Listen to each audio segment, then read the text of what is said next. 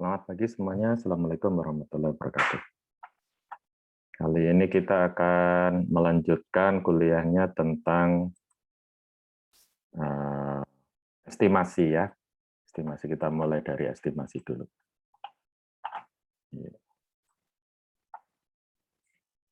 Nah, kemarin kita sudah tahu bahwa di dalam statistik untuk menebak kondisi populasi kita bisa menggunakan sampel. Sampel itu kita yakini adalah satu dari bagian distribusi sampel, distribusi rata-rata sampel. Di mana distribusi rata-rata sampel itu mu x rata-rata itu mendekati mu populasi. Ya. Jadi saya ulang-ulang supaya paham konsep ini.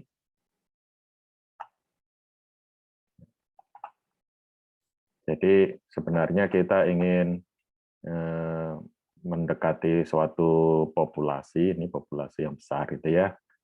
Tapi kita hanya melakukan suatu percobaan dengan sampel N gitu ya.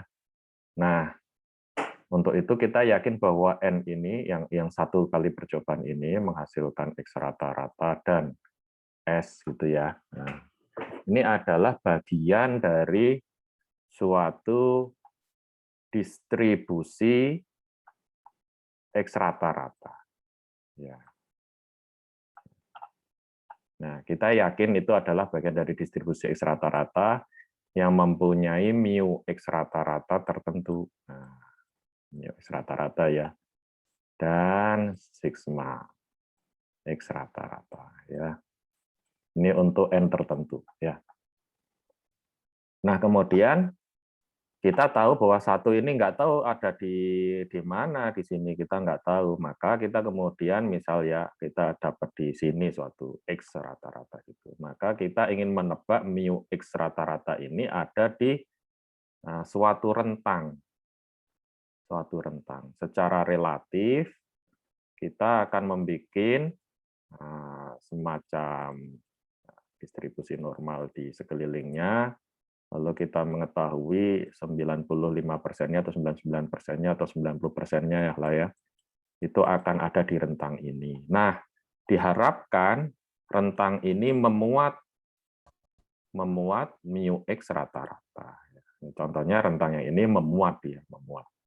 Sebanyak ya tingkat keyakinan itu di 95% berarti ya kita kalau melakukan itu berkali-kali ya seakan-akan dari 100 itu 95-nya memuat, 5-nya tidak gitu ya. Nah, jadi konsep itu. Nah, dari sini kemudian kita menghasilkan mu X rata-rata dan sigma X rata-rata yang kita tebak dari X rata-rata dan S ya. Yang kemudian bisa untuk inference ya. Untuk menduga mu yang sesungguhnya dan sigma yang sesungguhnya. Kadang-kadang dituliskan sebagai mu X besar gitu ya. Atau sigma X besar. Ini populasi. Jadi populasi ini sendiri kita tidak tahu distribusinya, tapi ada satu teori yaitu central limit teori bahwa kalau kita ambil rata-ratanya dari sampel berkali-kali, maka distribusi rata-rata sampel itu akan membentuk distribusi normal. Ini central limit teori ya. Jadi itu supaya paham tujuannya kita punya sampel, kita ingin menebak populasi, tidak langsung bisa, maka kita meyakini sampel ini adalah bagian dari distribusi sampel, distribusi sampel yang seperti normal ini. Lalu kita membuat suatu tebakan, gitu ya. Oke, jadi kembali ke sini ya. Jadi kita sudah paham idenya itu. Nah, dengan demikian itu bisa diterapkan pada satu populasi atau beberapa populasi sekaligus. Nah, kali ini kita membahas 1 dan 2 populasi ya. Artinya kita mengambil 2 sampel yang berbeda, yaitu rata-rata sampel 1, rata-rata sampel 2 dengan jumlah N1 dan N2 di mana menghasilkan S yang berbeda juga, S standar deviasi yang berbeda juga gitu ya. Nah, ada berbagai macam, tapi idenya adalah selisih dari mu-nya itu sendiri adalah selisih dari mu1 dikurangi mu2, di mana ini kemudian ditebak dari sampel, ya. Sehingga rumusnya menjadi seperti ini nih, Z S1 min X2 dikurangi mu1 mu2 dibagi, nah ini adalah yang bawah selalu sigma X1 rata-rata min X2 rata-rata. Nah ini yang sebenarnya yang kiri ini. Nah, kalau dia 2, ya berarti ada sigma gabungan. Sigma gabungan ini konsepnya adalah sigma gabungan. Sigma gabungan,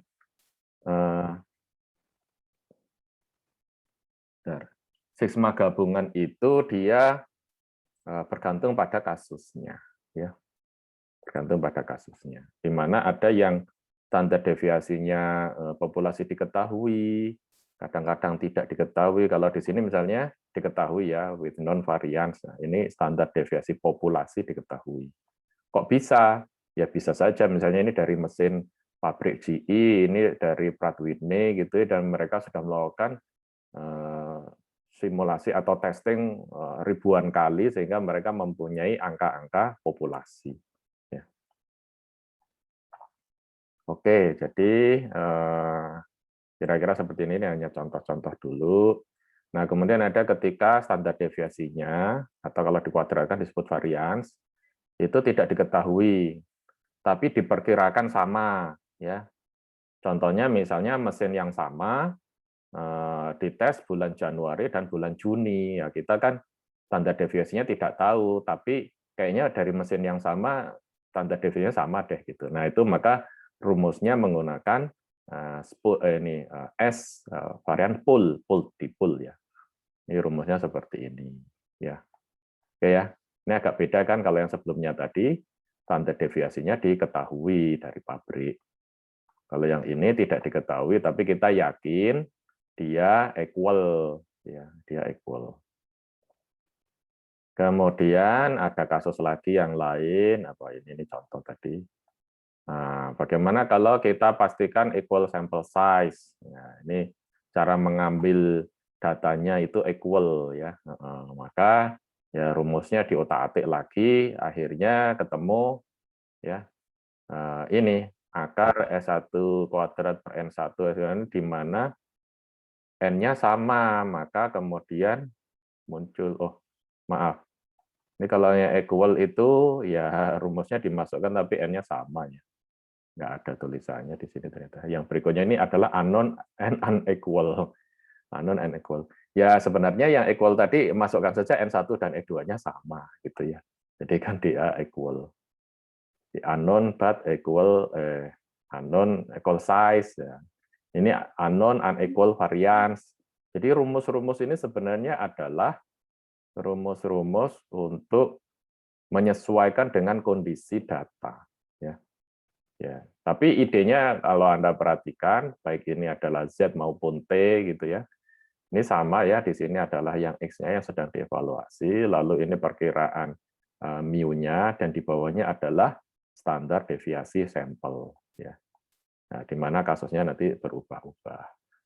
Nah, ketika N kurang dari 30, kita tanda kutip wajib menggunakan T-distribution ini, di mana ada faktor koreksi dari bentuk distribusi normalnya. Jadi dia lebih ceper gitu ya, dengan memasukkan unsur yang disebut dengan degree of freedom, itu N-1. Ya. Nah, berapa N-nya itu? N-nya itu ini ada rumusnya kalau dia N-nya, N1 dan N2 berbeda. Nah, kan nggak bisa kita jadi V-nya berapa pakai yang N1 atau yang N2 ya. V-nya adalah ya dihitung pakai rumus lagi gitu ya. Nah, setelah kita tahu V-nya ini ya kita menggunakan tabel T-distribution-nya ya sama saja, masukkan pada V tertentu, kemudian level on confidence berapa sesuai tabelnya, lalu kita bisa menghitung angka-angka T-nya ya, batas-batas T-nya itu. Sehingga kita kemudian bisa menebak rentang dari tebakan untuk populasi. Ya, ini contoh-contoh saja bahwa V-nya bisa dihitung dengan memasukkan varians dan sampel size dari masing-masing percobaan. Ya, kemudian, nah ini ada contoh ya. Kemudian paired observation. Paired observation idenya adalah yang tadi sebuah mesin kemudian dilihat pada Januari dan pada bulan Juli. Itu kan sebenarnya observasi yang disebut berpasangan. Bendanya sama, hanya waktunya beda, tapi kita bisa tahu pasangannya ya. Nah, ini pasangannya maksudnya dia mempunyai relasi karena dia kebetulan dari mesin yang sama, misalnya itu disebutnya paired observation. Ini sering sekali untuk percobaan di mana kita mempunyai sesuatu, misalnya X gitu ya, kemudian ya ini benda ya maksudnya. Benda X ini kemudian ditreatment dengan suatu proses gitu ya, misalnya proses A, diharapkan dia menjadi X aksen. Nah, kita membandingkan X dengan X aksen ini setelah mendapatkan treatment, ya. Maka itu disebut dengan pair observation. Pair observation ya. Oke, jadi misalnya ini ada rumusnya, ini hanya rumus saja. D di sini adalah mean ya. SD adalah standard deviation. Ini hanya apa ya? Hanya notasi saja ya. Ini sama dengan X bar ya, rata-rata kan min kan. S ya S aja. Nah, ini hanya untuk menjelaskan bahwa ini adalah pair kemudian pakai D gitu ya. Kemudian ini dengan asumsi n-nya kecil maka digunakan T gitu ya. Jadi rumus ini sebenarnya hanya salah satu bentuk rumus jika n-nya kurang dari 30 maka menggunakan T. Kemudian kasusnya pair, maka di sini notasinya saja dikasih D. Tapi kita sama boleh menggunakan X bar, kemudian T, kalau N-nya tinggi ya pakai Z gitu ya, sama saja. Ini rumusnya rumus baku. Nah ini contoh, jadi ini sebelum dan setelah di treatment gitu ya. Nah hasilnya seperti apa? Nah ini kan artinya ini 10 percobaan benda yang sebelum di treatment dan 10 percobaan benda yang sudah di treatment, misalnya seperti itu ya. Di sini apa sih contohnya? A study published Chemosphere report level of dioxin exposed to Agent Orange. Jadi terkena Agent Orange itu ini apa itu dulu senjata waktu perang Vietnam ya. Ya, kemudian berapa level TCDD ini adalah level dioksin ya. Nah, sebelum dan sesudah ini kayaknya. Nah, intinya seperti itu. Oke, atau ini adalah pair observation di mana ada ada dua kelompok yang sama-sama mengalami agen orange. Lalu mungkin ada status yang lainnya sehingga dia dibandingkan. Misalnya yang satu mungkin dari area mana, yang satu dari area mana, itu juga boleh. Itu juga disebut dengan paired observation. Nah, ini hanya contoh saja ya.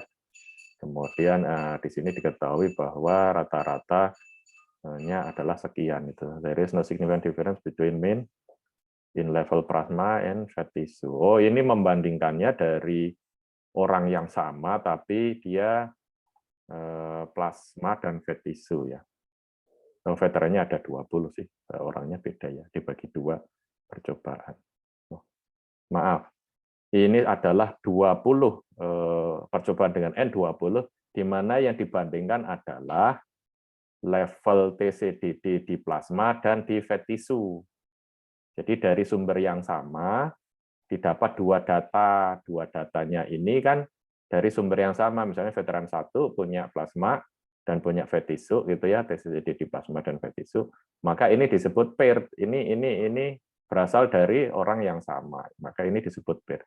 Jadi kita tidak bisa misalnya veteran 1 plasma 2,5 dibandingkan dengan fat tissue veteran 2 5,9, bukan begitu. Yang disebut paired ini kita tahu ini ada hubungan 2,5 dengan 49, 31 dengan 49, karena berasal dari orang yang orang pertama ya datanya 2, orang kedua ya datanya 2.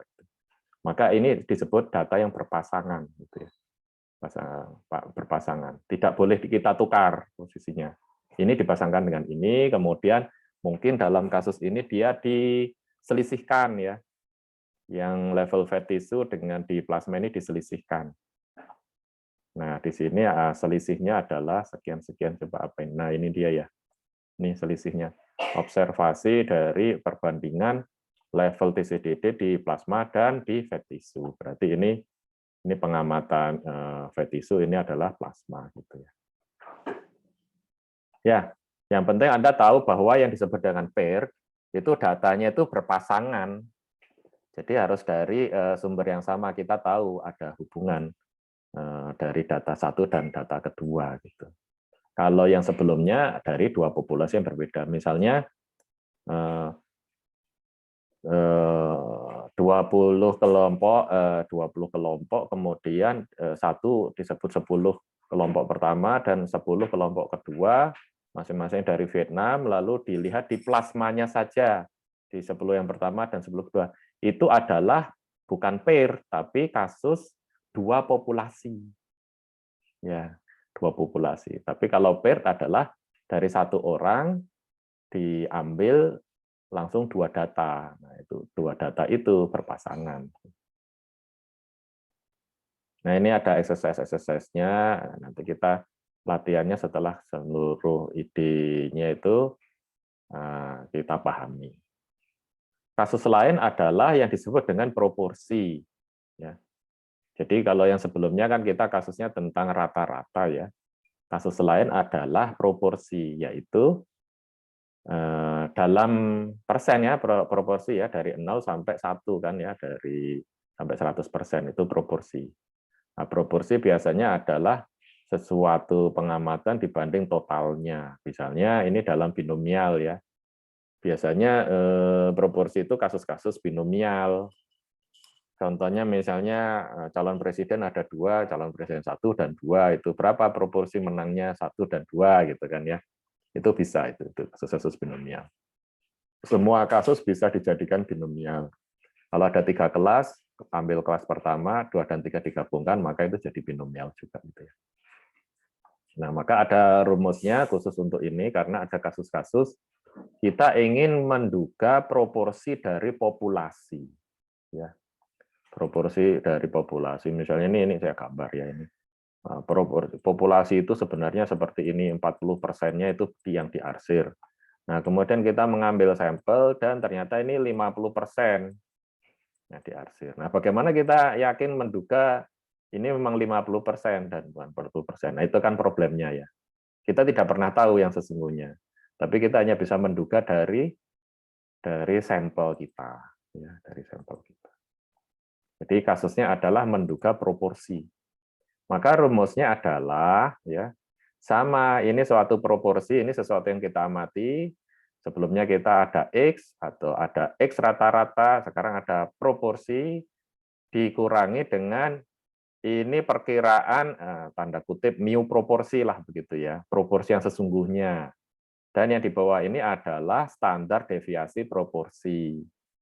Standar deviasi proporsi itu dirumuskan sebagai akar PQ per N. P adalah proporsi, Q adalah komplement dari P ya. Jadi satu min P itu Q ya. Q-nya itu adalah komplementnya. Jadi rumusnya akan seperti ini dan selanjutnya sama menggunakan tabel Z kalau N-nya lebih besar dari 30, T kalau N-nya kurang dari 30 ya. Jadi kalau kita perhatikan ya, rumusnya itu sama. Jadi ini sebenarnya adalah ini yang apa diamati, yang dari hasil percobaan gitu ya. Dan untuk membuat suatu rentang di sekitar percobaan yang dapat P ini, P topi ini, untuk menebak kita kan akan membuat rentang. Nah, rentangnya itu ke kanan ke kiri adalah nilai P dikurangi dan kalau yang ke kanan ditambah dengan suatu nilai Z yang merepresentasikan nilai-nilai batas dari misalnya confidence 95%. Nah, di sini berapa? Misalnya minus 1,96 misalnya gitu ya. Yang sini plus 1,96. Misal ya, ini kalau 95% di sini kan 2,5 ya. Kemudian dikalikan dengan standar deviasinya. Jadi ini kan sebenarnya ada suatu standar deviasi dari si P ini. Nah, bagaimana kita menghitung standar deviasi dari P topi ini? Ya adalah akar PQ per N. Ya, itu standar deviasinya. Lalu taruh di sini kan akar per Q per N. Jadi rumus ini sebenarnya adalah rumus membuat rentang. Ya, di mana kita dari percobaan mendapatkan nilai P topi gitu kan ya. Kemudian di plus minus dengan batas dari Z-nya ya, sesuai dengan level confidence yang diinginkan dan dikalikan dengan standar deviasi dari kasus itu ya, dari P itu yaitu kalau proporsi PQ per N ya. Nah, ini metodenya yang lain, ini alternatif jadi lebih rumit, ini ada metode 2 dan segala macamnya. Tapi sebenarnya hasilnya sama, ini idenya ini nih yang sama, yang ini ya idenya ya. Idenya sama itu. Warnanya kurang jelas, jadi merah aja. Sampai di sini boleh kalau ada pertanyaan, kalau sambil saya lanjut, kalau ada yang mau bertanya, bilang aja Pak, saya mau tanya. Ya, ini adalah contohnya, dia menghitung proporsi. Jadi kalau misalnya ada soal itu modalnya begini, ini kita punya suatu problem.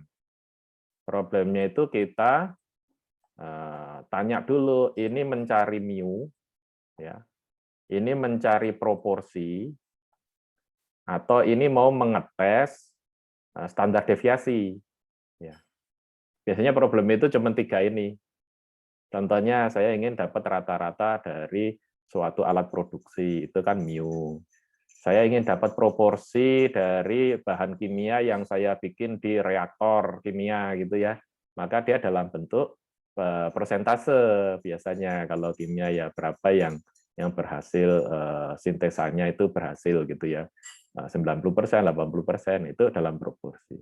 Atau kita ingin mengetahui suatu standar deviasi dari alat produksi mesin gitu ya. Ini kan terkait dengan precision ini. Nah, precision kita butuh pengen tahu standar deviasinya. Nah, yang diuji itu ya cuman ini biasanya, nggak ada yang lain-lain. Nanti ada variasi-variasinya, misalnya chi-quadrat ini kan untuk standar deviasi kalau kita masih ingat pelajaran sebelumnya. Fisher test itu untuk perbandingan standar deviasi, misalnya seperti itu. Lalu ada perbandingan mu dari 2 populasi, jadi mu1 dikurangi mu2. Perbandingan proporsi atau selisih proporsi dari P1 dikurangi P2. Itu variasi-variasi soalnya saja. Nah, setelah itu misalnya kita sudah tahu, oh ini kasus misalnya masalah nilai rata-rata populasi gitu ya. Nah, pertanyaan kedua, ini sama sebenarnya cabangnya itu sama. Yaitu jumlah N-nya lebih dari 30 atau kurang. Ya. Kalau lebih dari 30, kita akan menggunakan Z. Kalau kurang dari 30, N-nya kita akan gunakan T. Ya. Nah, nanti ada satu kasus lagi yang belum kita pelajari, satu kasus lagi adalah ini N-nya tak terhingga atau N-nya terbatas. Terbatas. Maksudnya begini, saya mengambil sampel sebanyak 100 sampel dari sejumlah barang di gudang yang jumlahnya 5.000. Maka 5.000 itu adalah batasnya. Itu beda dengan saya mengambil sampel dari sebuah mesin yang terus berproduksi, akan berproduksi bertahun-tahun gitu ya, yang jumlahnya tak terhingga sampai 1.000.000, 2.000.000 gitu kan ya. Maka itu kita kasusnya adalah mengambil sampel 100 dari yang kita perkirakan nanti populasinya 1.000.000 produksi. Nah, itu seakan-akan ini nih, seakan-akan tak terhingga gitu. Apa bedanya? Ini nanti ada faktor koreksi. Jadi misalnya kita mengambil 100 sampel dari 1000, populasinya cuma 1000 ya. Dari 1000, maka ya sampelnya ini sudah cukup besar dibandingkan dengan populasinya. Tapi kalau 100 sampel dari 1 juta populasinya itu kan dianggap kecil ya. Maka nanti akan ada faktor koreksi. Nanti di belakang kita akan membahas itu. Tapi idenya seperti itu, ada problem, kenali dulu ini masalah apa, mu, p atau sigma gitu. Setelah itu dia n-nya besar atau kecil. Setelah itu nanti ada faktor koreksi yang diperlukan atau tidak, yaitu terbatas populasinya atau tidak terbatas gitu ya. Jadi ada populasi yang tidak terbatas, ada yang terbatas. Ya, sambil jalan nanti kita paham itu ya. Jadi ini contoh N500 dari sesuatu yang kita tidak tahu. Subscriber HBO kan bisa jutaan, maka ini adalah dari populasi tak terbatas. Nah, maka tidak ada faktor koreksi ya. Tidak ada faktor koreksi, nanti ada faktor koreksi jika populasi terbatas. Kemudian kita lihat N-nya 500, kita pakai distribusi Z. Kemudian dia pertanyaannya adalah proportion, oh berarti P ya. Proportion berarti P. N-nya 500, subscribernya 340. Kita bisa menebak proporsi dari sampel adalah 0,68. Nah, itu baru tebakan titik ya, baru tebakan titik. Jadi ini baru titik. Nah, kemudian kita ingin membuat rentangnya. Berapakah sesungguhnya proporsinya dikoreksi dengan standar deviasi. Standar deviasinya dari mana? Langsung dari P kali Q-nya dibagi N, ya terus diakar. Terus ini batasnya karena dia 95%, kita tahu kalau ini seakan-akan dibikin kurva normal, ini adalah 2,5% misalnya. Alfanya disebut alfa per 2 sama dengan 2,5% ya. Kan total alfanya 5%. Ini kan 95% confidence, artinya errornya itu atau yang di luarnya disebut alfa itu 5%, yaitu 100 dikurangi 95 ya, 5%. Alfa per 2-nya 2,5%. Nah, ini didapat nilai Z 1,96 plus minus kan, di sini minus, di sini plus. 1,96. Ya. Nah, ini kan masuk di sini nih. Nah, ini adalah yang ini adalah standar deviasi. Ini adalah nilai Z ininya, nilai batas Z. Ini adalah nilai tebakan titik dari percobaan. Jadi 340 per 500 ya. Nah, akhirnya kita dapat selang. Selang itu adalah nah ini dari 0,63 hingga 0,72. Maksudnya proporsinya antara 63,9% hingga 72,1% gitu ya di sini ya. Berapa yang sesungguhnya tidak tahu, tapi antara itu dengan tingkat keyakinan 95%. Ya, itu sudah cukup bagus ya sebagai tebakan ke populasi. Ada metode lain yang lebih rumit, ya nggak usah dipakai, ini yang di bawahnya ini ya, dimasukkan angka-angkanya, itu sebenarnya sama saja kalau Anda urai itu sama saja. Oke, nah ini yang disebut dengan error ya, kemarin kita sudah tahu nilai error yaitu ya sebenarnya seberapa meleset kita dengan P-nya ini. Sebesar-besarnya melesetnya itu adalah di tepi dari 95% itu. Jadi misalnya ini kan sebesar-besar melesetnya. Kalau saya nebak di sini, kemudian saya bikin rentang, ini sudah 95% gitu ya. Dan yang sesungguhnya tepat ada di sini nih P itu. Sebenarnya populasi yang sesungguhnya itu seperti ini ya. Ya semeleset-melesetnya kita ini adalah error separuh dari rentang yang kita bikin ya. Nah, kemarin kita tahu ada yang disebut dengan standar error estimate, itu maksudnya ya ini nih. Nilai standar deviasi itu disebut dengan error estimate yang kemarin ya di pelajaran yang sebelumnya ya. Makanya dia ada plus ke kanan dan ke kiri gitu kan ya. Nah, ini disebut dengan standar error estimate-nya tinggal dikalikan dengan nilai Z-nya batas ya. Ya, Lanjut lagi. Nah, sekarang berapa sampel size-nya? Karena kita pengen error estimate-nya tadi itu terbatas, ya, dibatasi, maka kita bisa otak-atik dari jumlah sampelnya, ya kan? Saya ingin semeleset-melesetnya itu adalah sekian, gitu kan ya. Jadi kalau gambar tadi, saya ingin meleset-melesetnya itu adalah sekian. Nah, sekiannya kita tentukan, maka itu artinya PQ per akar N-nya ini harus dikendalikan, kan? Harus dikendalikan bahwa jika dikalikan dengan batas Z-nya itu menjadi nilainya sekian. Apa yang bisa kita kendalikan? Yang bisa kita kendalikan N-nya. Nah, dari sini muncul ide bahwa jika saya ingin mengunci bahwa nilai errornya itu maksimum tertentu, maka kita bisa memastikan dengan cara menambah N. Ya, itu yang dilakukan di sini. Jadi bahwa ini satu paket, ya, misalnya specified amount of error-nya adalah dibatasi sebagai E, maka kita tahu bahwa E itu adalah standar deviasi dikalikan dengan nilai Z ya, yang kita inginkan dari level of confidence. Ya. Ini total lengan ya, total lengan kanan kiri kan ya, atau lengan di salah satu sisi ya. Nah, jadi hanya yang bisa kita ubah N-nya. Atau ya kita memilih level of confidence yang berbeda ya. Tapi kan biasanya saya ingin dengan level of confidence 95%, maksimum error saya adalah sekian gitu. Oke, kalau begitu masukkan rumus ini, lengannya yang ini tadi itu, kemudian itu adalah dikunci pada angka tertentu, maka kita bisa menemukan N-nya. Nah, ini rumusnya dibolak-balik saja, maka N adalah ini adalah nilai Z yang tergantung level confidence, PQ per E kuadrat ini adalah ya tadi yang sudah dikunci akan berapa E-nya itu.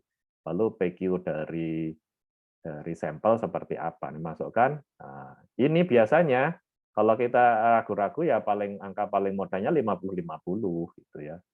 Jadi itu 0,5 kali 0,5 itu N-nya. Kalau kita tidak punya tebakan awal.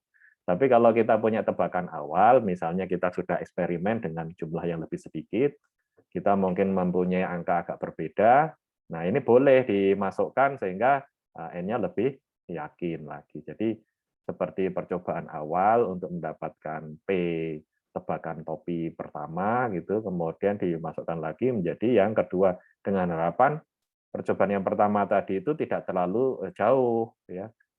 0,68 ini jangan-jangan nanti berubah tapi nggak jauh-jauh dari 0,68 itu, nggak jadi 0,5, nggak jadi 0,9 gitu ya. Itu bisa dilakukan seperti itu. Jadi di sini misalnya berapa banyak sampel dibutuhkan jika saya ingin 95% confidence itu ternyata ininya errornya itu maksimum 0,02. Jadi true proporsi dengan yang kita tebak itu maksimum bedanya 0,02 gitu ya. Nah, jadi dimasukkan di sini ini 0,02-nya ini dalam persen ini ya. Maksudnya ini 2% maksudnya. Maka didapat sampelnya 2090. Jadi kalau misalnya kita mengambil sampel tadi itu HBO tadi itu ya apa subscriber HBO tadi itu sampai 2090 sampel, lalu dari situ kita pengen tahu berapa yang subscribe. Nah, kita yakin bahwa hasil perkiraan kita itu maksimum meleset 2%. Maksimum meleset 2%. Bagaimana kalau ini pemilihan presiden itu ya, presiden A dan presiden B sama. Rata-rata sampel dalam quick count itu kalau Anda perhatikan itu sekitar 2.500 ya. Quick count pemilihan presiden ya. Itu supaya mengunci bahwa tingkat kesalahannya kurang dari 2%. Ya, biasanya seperti itu. Jadi quick count kan tidak sesungguhnya kan kita nunggu perhitungan dari pemilunya selesai, tapi kita tahu bahwa secara statistik kalau itu dilakukan oleh satu organisasi poller ya, pollsternya itu ya, itu dia mengunci di 2% kesalahan plus minusnya. Kalau kemudian ada polling yang lain gitu ya, semakin banyak polling lalu kita rata-ratakan dari polling-polling itu, nah itu semakin kecil lagi errornya. Kan itu seakan-akan pengambilan sampel berkali-kali ya, masing-masing 2.500, atau seakan-akan pengambilan sampel sekali, tapi 2.500 kali jumlah pollingnya, misalnya ada 5 organisasi gitu kan ya. Nah, mereka menggunakan random sampel semua, mereka mengambil masing-masing 2.500 sampel. Kalau itu kita gabungkan kan 2.500 kali 5, jadi sudah 12.500 sampel. Maka itu secara teori statistik dengan confidence yang sama 95% misalnya ya, itu error estimate-nya itu turun, makin kecil, mungkin hanya 1% mungkin itu ya. Ya. Nah, bagaimana kalau setelah sensus itu terjadi ternyata berbeda? Ya tetap mungkin karena ada 5% yang kita kan confidence-nya cuma 95%. Jadi ada 5% bahwa semua salah gitu. Nah, tapi secara statistik itu kecil kejadiannya, biasanya harus diperiksa ulang gitu ya. Kita biasanya menggunakan statistik ini sebagai quality control. Jadi misalnya begini nih, quick count itu diperlukan supaya mencegah kecurangan perhitungan secara keseluruhan. Kalau misalnya perhitungan keseluruhan semua polling yang ada 5 atau bahkan 10 lembaga itu salah semua gitu kan ya. Yang dicurigai itu adalah justru yang sensusnya, yang sudah dihitung seluruhnya. Jangan-jangan ngitungnya curang gitu. Jadi adanya sampling ini dipakai sebagai salah satu metode untuk apa ya, mencegah adanya kecurangan. Ya. Jadi kalau seluruh pollingnya salah ya, tapi kalau misalnya ada yang kesimpulannya A, kesimpulannya B, kesimpulannya A, kesimpulannya B, itu kalau imbang itunya saja ya berarti memang kemungkinan dia 50-50 gitu. Tapi kalau misalnya sudah berat di salah satu, secara statistik ada preferensi bahwa lebih diyakini memang yang secara polling random ya. Pollingnya harus random. Kalau nggak random ya dia mungkin hanya di daerah Jakarta gitu, itu bias, harus random gitu. Nah, kira-kira seperti itu gunanya kita choice of sample, yaitu untuk meyakinkan kita bahwa errornya dibatasi ya, errornya. Oke, jadi mudah-mudahan idenya kebayang ya.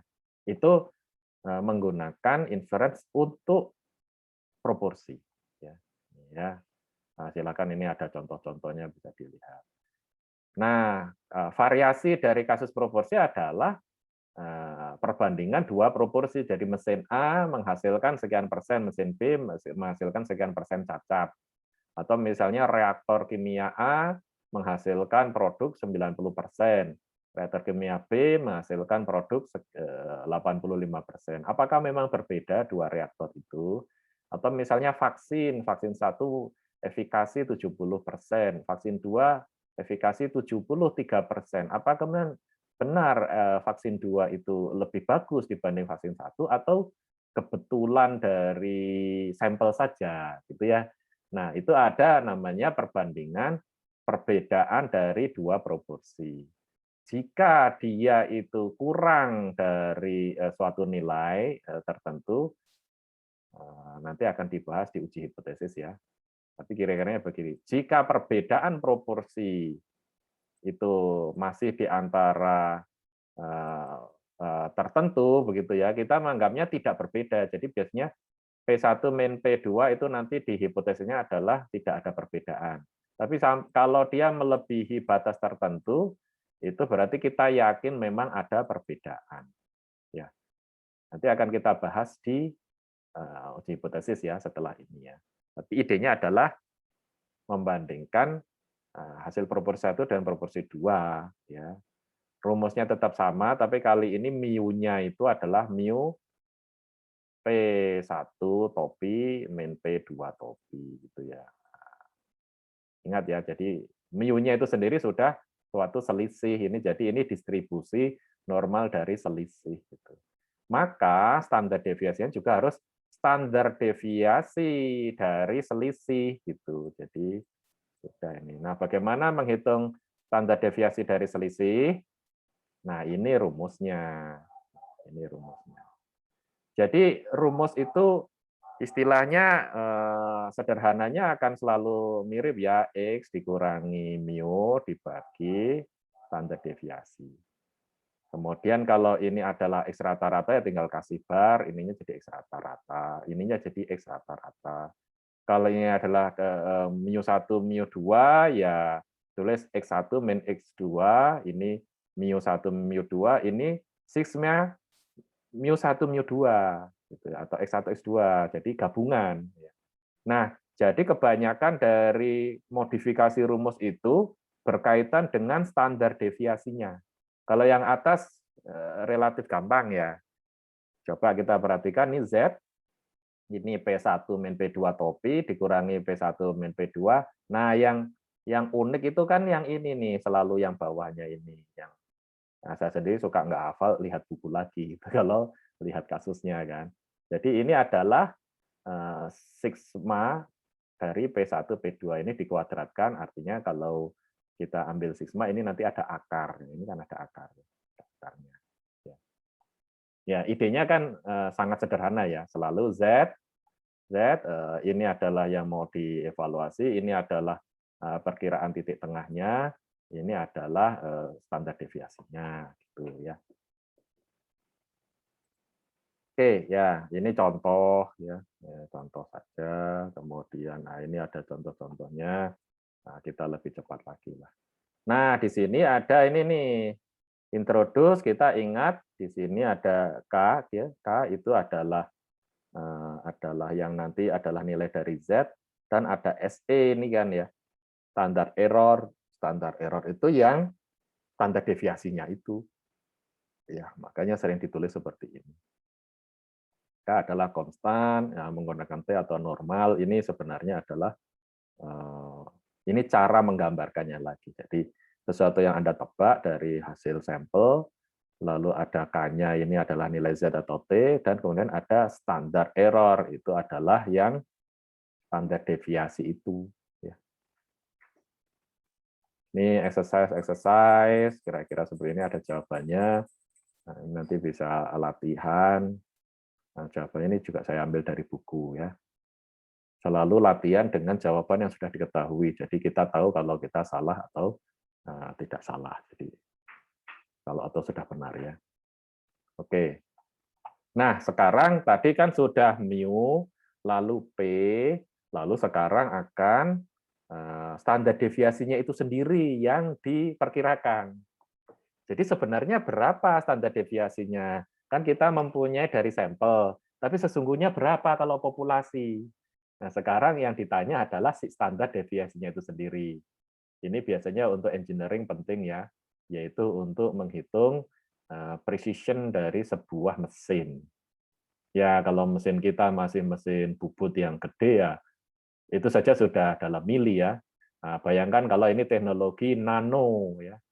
Kalau di komputer kita itu ada teknologi nano, sekarang sudah 5 nanometer.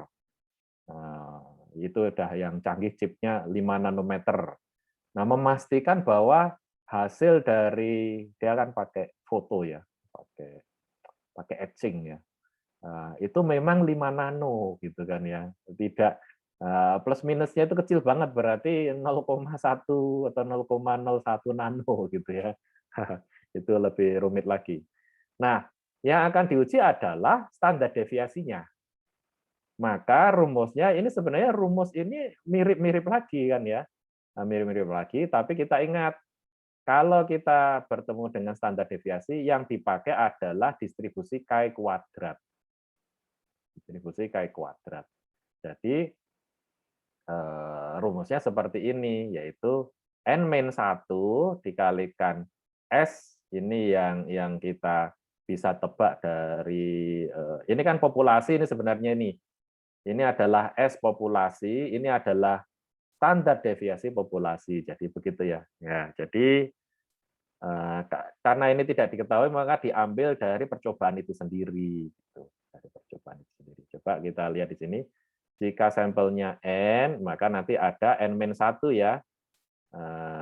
Waktu itu Pak Pram sudah menjelaskan bahwa Chi kuadrat itu adalah seakan-akan distribusi yang apa kemarin keluarga gamma ya, di mana kemudian ada degree of freedom-nya.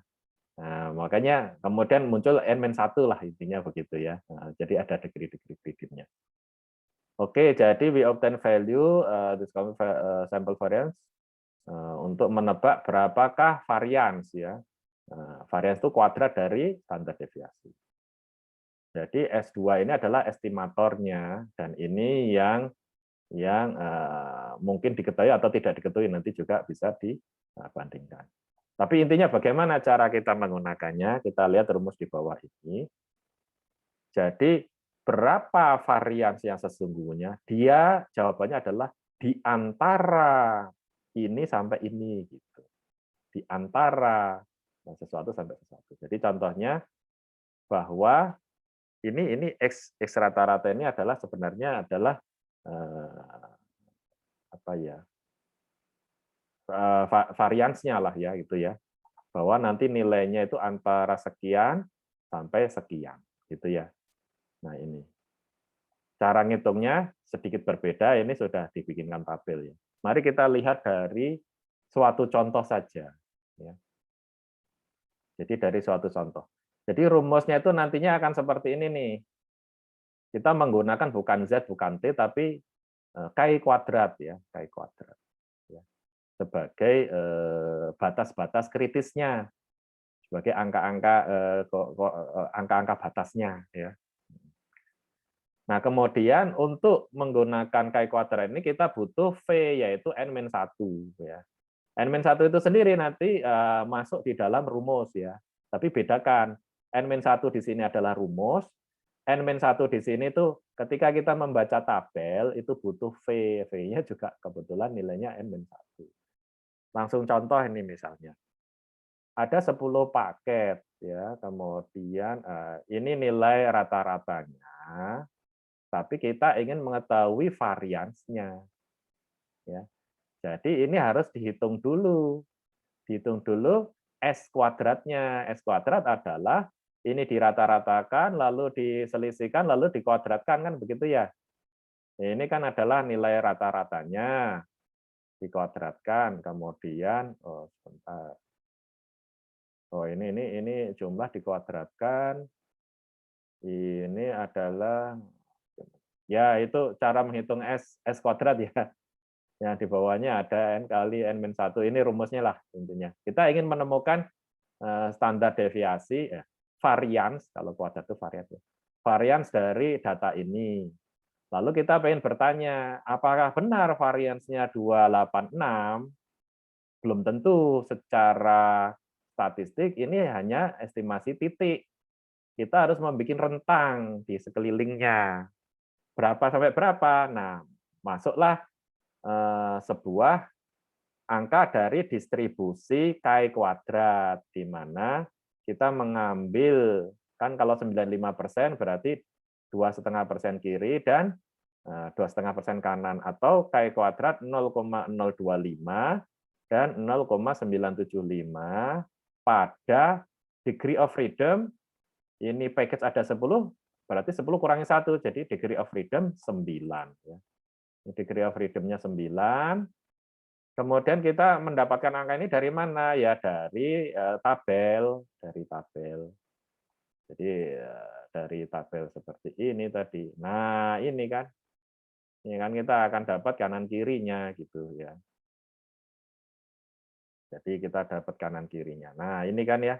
Kita dapat di angka kanan berapa, di angka kiri berapa, masukkan ke dalam rumusnya. Rumusnya tadi N-1 kali ini, kemudian dibagi dengan Chi kuadrat, angka Chi kuadrat ya. Lah, akhirnya ditemukan ini kan. Ditemukan bahwa variansnya itu sendiri antara 0,135 sampai 0,953. Ini varians ya, ingat. Nah, atau kalau di dalam standar deviasi, ya berarti di akar ya. Ini kan di akar. Akarnya dari 0,135 dan 0,953. Itu standar deviasi ya. Jadi di akar di sininya akar. Nah, kapan kita menggunakan standar deviasi, kapan kita menggunakan varians. Itu sebenarnya benda yang sama, hanya saja standar deviasi itu kalau di dalam suatu distribusi normal, kita sudah tahu bahwa satu standar deviasi kanan kiri itu artinya luas ini sekitar 68,9%. Nah, kalau dua standar deviasi kanan kiri ini sudah 94 sekian persen. Kalau tiga standar deviasi kanan kiri itu sudah 99, sekian persen. Jadi angka standar deviasi bagi orang statistik itu memudahkan membayangkan batas-batas, ya, memudahkan batas-batas dari suatu distribusi normal standar. Ya. Jadi misalnya saya sudah tahu nih standar deviasinya misalnya 0,03 itu ya, atau berapa ini? Nah, 0,3 ya. Ya, akarnya 0,9 lah, akarnya 0,9. Berarti kalau saya plus minus di sekeliling suatu titik itu sudah mencakup 68,9%. Kalau plus minusnya dua standar deviasi itu sudah mencakup 94 sekian persen. Ya. Itu mempercepat kita membayangkan kondisi dari populasi. Ya. Jadi tidak masalah hasilnya masih dalam kuadrat ya. Kalau standar deviasi ya tinggal di akar. Oke ya, berikutnya lagi tadi sudah satu varians kan. Bagaimana kalau dua varians? Nah, kalau dua varians itu kasusnya bukan selisih. Kalau di statistik yang sering diinginkan adalah saya pengen tahu dua populasi ini variansnya sama atau tidak. Caranya bagaimana? Caranya dibandingkan. Ya. Jadi caranya itu dibandingkan. Nah, muncullah yang disebut dengan Fisher distribution. Fisher distribution digunakan untuk membandingkan varians. Digunakan untuk membandingkan varians. Jadi kita tidak bicara tentang perbedaan dari varians, tapi kita bicara tentang perbandingan dari varians. Apakah sama? Kalau sama itu atas bagi bawah ya jadi satu ya. Ataukah lebih kecil atau lebih besar. Jadi idenya seperti itu. Ya, ini sedikit berbeda ya. Kalau mu kita bisa selisihkan, p kita bisa selisihkan, tapi kalau varians itu dirasiokan, dibandingkan atas bawah ya. Jadi misalnya ada standar deviasi 1 dan varian 1 dan varian 2. Kemudian kita ingin membandingkan apakah itu equal atau tidak, maka cara membandingnya dengan dirasiokan dan kemudian menggunakan distribusi F atau Fisher distribution ya. Distribusi Fisher. Nah, distribusi Fisher ini karena dia itu dari dua populasi yang berbeda, sampelnya bisa beda, maka ada 2 degree of freedom, yaitu N1-1 dan N2-1. Jadi ada degree freedom V1 dan V2. Di tabelnya itu ada seperti itu. Ya. Nah, bentuknya seperti ini, Fisher distribution. Untuk dapat angka ini, kita memerlukan V1 dan V2. Ya. Dan kemudian ini digunakan sebagai batas. Misalnya kita ingin ini 95%, berarti di sininya alfa per 2, jadi ini 2,5%, 2,5%, misalnya seperti itu ya. Nah ini rumusnya seperti ini, langsung kita lihat contoh ya. Jadi misalnya kita ingin mengetahui perbedaan varians dari dua populasi di sini apa ini? Osteoporus miligram per liter dari sungai, dari dua 2 stasiun di sungai gitu ya. Nah, tempatnya berjauhan misalnya, pengen diketahui, mungkin ini ada kaitannya dengan mineral atau dengan polusi, kita tidak tahu ya. Nah, pokoknya kita pengen tahu variansnya. Nah, terus yang ngambil sampel berkali-kali. Yang pertama di stasiun pertama dia ngambilnya itu 15 sampel, di stasiun 2 12 sampel. Setelah itu diketemukan standar deviasinya, ya jadi nanti harus dikuadratkan karena kalau itu varians kan dikuadratkan ya. Standar deviasi 307 dengan 0,8. Artinya di stasiun yang kedua ini lebih konsisten angka-angkanya, ya nggak banyak bervariasi gitu kan ya. Nah kali ini kita pengen tahu 98% confidence, berapa sebenarnya rasio ini dibanding ini, benarkah 3 dibanding 0,8 gitu ya rasionya itu ya. Nah, apakah memang seperti itu, sejauh itu perbedaannya. Yang satu konsisten, yang satu tidak konsisten gitu kan ya. Maka kita menggunakan rumus tadi, jadi bahwa rasio dari standar deviasi, jadi ingat ya, sekarang yang dilihat itu rasio. Kalau biasanya kan mu1 min mu2, P1 min P2. Kalau ini varian 1 dibagi varian 2. Ya. Ini adalah yang ini nilai dari percobaannya, yang di tengahnya ini adalah si batas-batas ini ya, si batas-batas. Coba kita lihat, nah ini interpolating table ini, tabelnya tabel 6 ya, nanti dicari sendiri aja ketika latihan. Bahwa untuk batas ini kan 98%, berarti 1% kanan kiri kan. Pada ini adalah 14 ini adalah degree of freedom pertama, ini degree of freedom kedua, ditemukan batasnya 4,30. Kemudian sebelah kanan, ya ini batas dari sebelah kanan. Bentar. Oke. Nah, kita lihat ini. Ini 11, 14. Ini seakan-akan kita mengambil di batas kiri, tapi ingat degree of freedom-nya ditukar. Ini sama dengan kalau kita F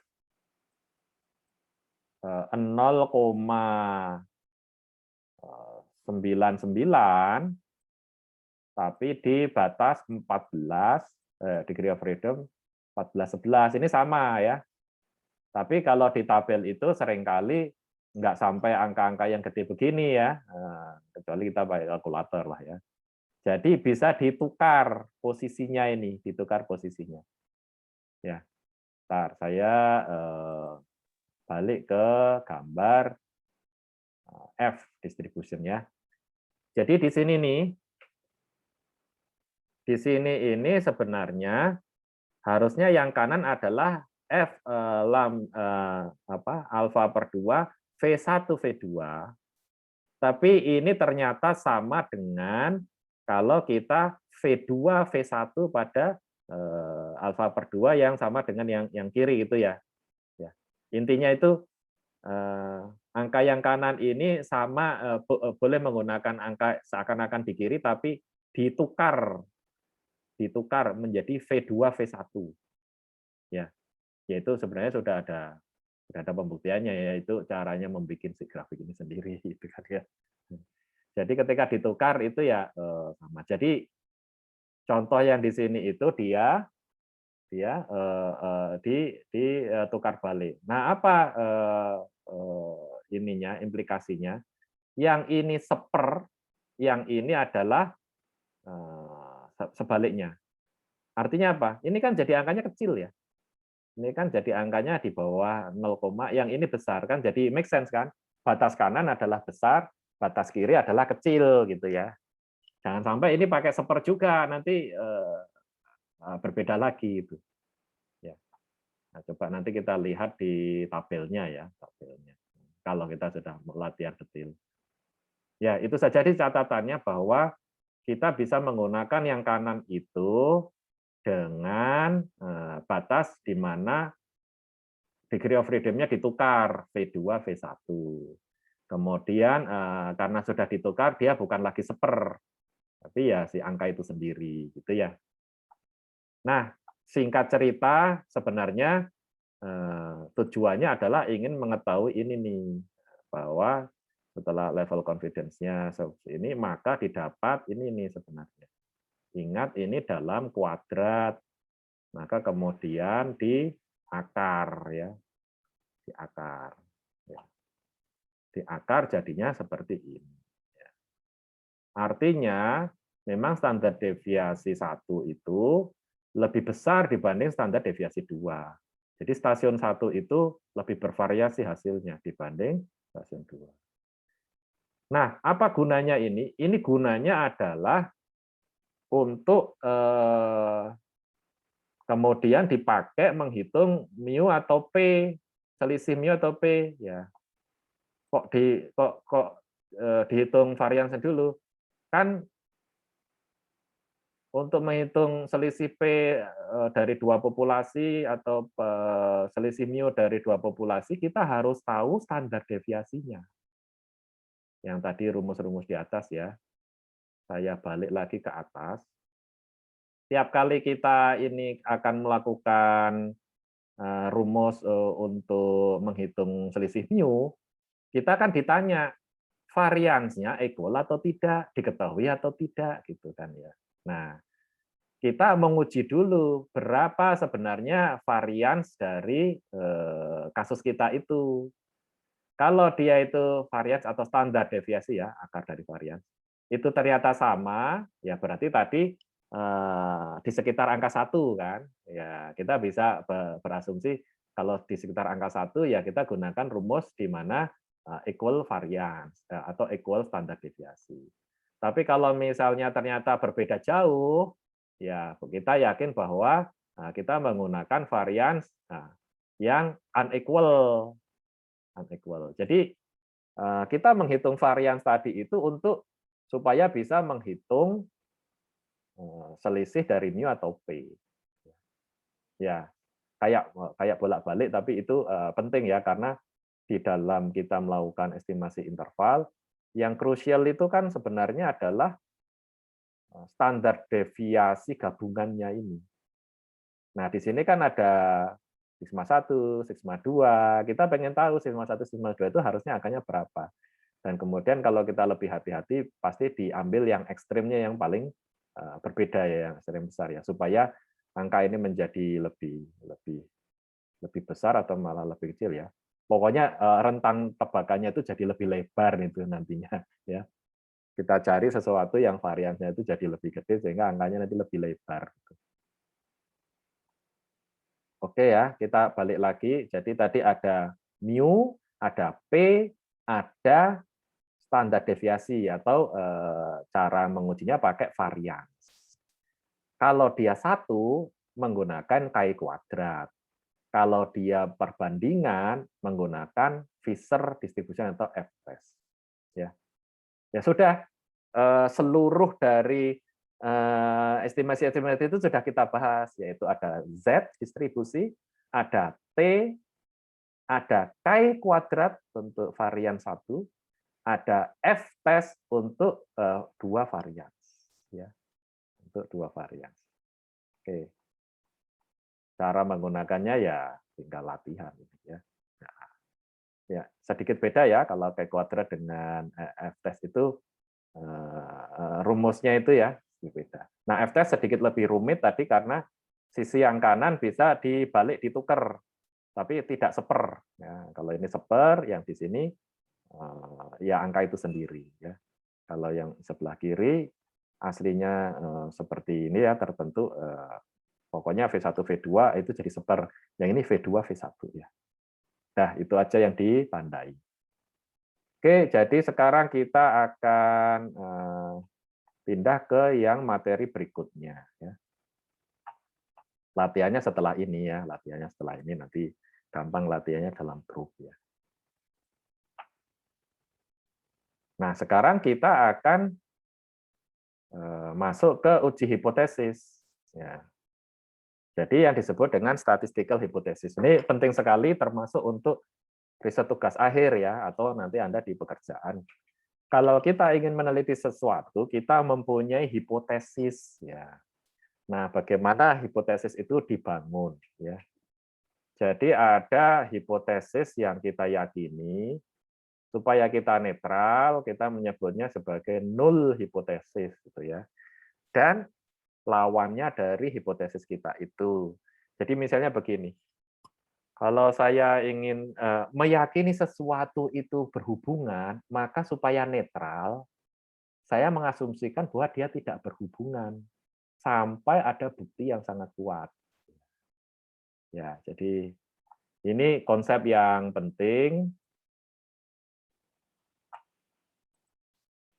Nah, oke ya.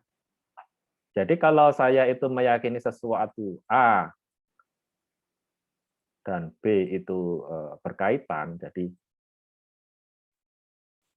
A itu punya korelasi dengan B, ya, maka supaya kita mengujinya itu netral, kita asumsikan tidak ada hubungan antara A dan B.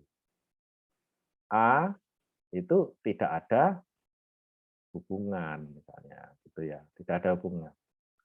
Lalu alternatifnya adalah kalau kalau dalam kondisi sudah dites ternyata dia keluar dari kelaziman, maka saya bisa katakan H1 adalah bukan H0. Bukan H0 itu seperti apa? Apakah berhubungan? Ya belum tentu juga, tapi bukan A tidak berhubungan. Ya kemungkinan besar ada hubungan gitu kan ya. Bukan A. Ya, contoh kurang bagus ini. Maka sekarang kita pakai contoh yang mudah ya. Misalnya seseorang itu bisa secara kejiwaan dianggap sebagai sehat atau waras gitu, atau sekarang jangan kejiwaan lah ya, memang sakit. Sakit itu kan lawannya sehat, ya, ya. Maka kalau seseorang kok sehat lawan sehat, sakit, ya. Jadi kalau seseorang itu diduga sakit, maka pengujiannya adalah H0-nya dia itu sehat. Jadi kita justru masih mengasumsikan dia sehat-sehat saja. Tapi kok matanya merah, kemudian merasa batuk-batuk, ini sakit enggak? Enggak, itu sehat. Asumsi awalnya adalah sehat. Jadi H0 adalah sesuatu yang jika tidak terbukti, maka kita kembali ke kondisi awal yang yang aman, ya, yang disebut aman. Kenapa aman? Kalau sehat kan nggak usah dikasih obat. Nggak usah dikasih obat, itu kan sebenarnya racun ya. Jangan dikasih treatment. Kalau orang sehat kok disuruh makan obat gitu kan, itu nggak benar itu ya. Pastikan dulu dia sakit. Jadi kita berusaha membuktikan orang itu sehat. Tapi ternyata tes darahnya menunjukkan dia itu tidak sehat. Maka kita terima hipotesis alternatifnya, yaitu tidak sehat. Apakah tidak sehat itu sakit? Ya mungkin gitu ya. Tapi kesimpulan dalam statistik itu adalah tidak sehat. Tidak sakit, tidak sehat. Agak sedikit beda ya. Dalam binomial itu, Anda itu adalah A dan bukan A. Jadi binomial itu bukan A versus B, bukan. Binomial adalah A versus bukan A. Misalnya satu sukses, maka yang satunya bukan sukses. Nah, bukan sukses ini kalau dalam kondisi binomial sering disebut gagal gitu ya. Nah, kalau di dalam binomial sehat itu sebagai sesuatu yang diyakini, maka binomialnya adalah tidak sehat. Ya, kadang kalau tidak ada pilihan lain, namanya sakit. Ya, tapi kalau ada pilihan lain, misalnya ini kucing, ya, ternyata tidak terbukti, maka bukan kemudian kesimpulannya anjing, tapi bukan kucing. Bukan kucing itu bisa burung, bisa tanaman, bisa apa, tapi bukan kucing. Itu yang lebih benar ya. Nah, di KTP Anda ada tulisan tidak menikah versus menikah. Jadi statusnya adalah menikah versus tidak menikah. tidak menikah itu bisa masih bujang, bisa sudah duda, bisa apa terserah gitu. Tapi statusnya sedang tidak menikah. Jadi harus paham. H0 adalah status yang kita anggap aman, yaitu status default-nya. Ya. Tapi kalau misalnya sudah dites, ternyata Anda sakit, demam berdarah misalnya begitu ya. Seseorang itu sakit, lalu masuk ke rumah sakit. Ya. Kapan dia harus pulang? Maka dites dulu oleh dokter. H0-nya, kalau Anda di dalam rumah sakit sedang dirawat, H0-nya adalah sakit. Kan ini kondisinya. Jadi kalau tesnya menunjukkan Anda belum sehat, ya Anda tetap diterapi. Ya, ini kondisi amannya, jangan kayaknya udah sehat deh, nggak usah dikasih obat lagi. Ternyata besok meninggal. Gitu. Jadi kondisi amannya adalah dia dianggap sakit. Sampai dibuktikan bahwa dia tidak sakit. Tidak sakit itu apakah sehat? Ya, kalau kita hanya dikotomi sakit sehat, ya mungkin adalah tidak sakit adalah sehat. Ya. Tapi kita ingat seperti itu ya, H0 bergantung pada kasus yang Anda bayangkan. Ya. Jadi tidak mesti kalau H0 itu harus sehat itu. Belum tentu kalau orang yang sudah sakit dan mau pulang, itu H0-nya justru sakit. Lalu dibuktikan sudah tidak sakit, boleh pulang, kan gitu ya. Nah, itu yang menjadi dasar dari H0 dan H1. Jadi kita akan cermat dalam mendefinisikan H0 ya. Cermat dalam mendefinisikan H0. Jadi kalau Anda punya hubungan gitu kan ya, A atau B gitu ya, oh ini kayaknya deketan nih sama si B, maka H0-nya adalah tidak. Sampai terbukti, oh tapi berbagai pengujian menunjukkan dia ternyata ya tidak berhubungan, jadi berhubungan gitu ya. Kira-kira seperti itu ya. Oke, kemudian sudah paham, kita balik lagi. Nah, ke sini ya. Jadi statistical hypothesis ada H0 disebut null hipotesis ya, dan H1 disebut alternatifnya ya. Jadi ini adalah antinya atau tidaknya dari H0 gitu ya. Oke, nah maka kemudian ada contoh seperti ini bahwa misalnya H0 adalah 10% proporsinya. H1-nya secara default dia bukan 10%. Nah, boleh nggak kita H1-nya itu lebih dari 10% atau kurang dari 10%? Nah, ini nanti akan bergantung pada cara kita menguji ya, cara kita menguji. Jadi kalau misalnya ini adalah H0 H0 itu yang kita yakini jika masih masuk di suatu rentang, maka kita tahu P-nya itu saya duga di 10% gitu ya, ini proporsi ya. Maka kalau dia itu dari suatu percobaan angka sampelnya itu keluar dari suatu batas tertentu, saya yakin sudah tidak 10% lagi ya. Jadi H0-nya adalah 10, H1-nya ini H0-nya. Maaf pelan-pelan saya di sini karena ini penting ya. 0,1. H1-nya kalau bentuknya seperti kasus ini gitu ya.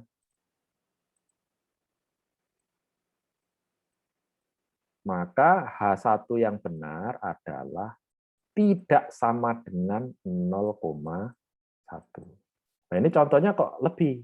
Nah, jadi contoh di sini adalah kita sudah tahu kondisinya bahwa saya toleran kalau P-nya kurang dari 0,1, tapi saya tidak toleran atau yakin P-nya di atas 0,1. Maka ini seakan-akan adalah suatu pengujian yang kemarin ya kita ingat, di mana seluruh alfanya ditaruh di satu sisi, yaitu sisi yang atas.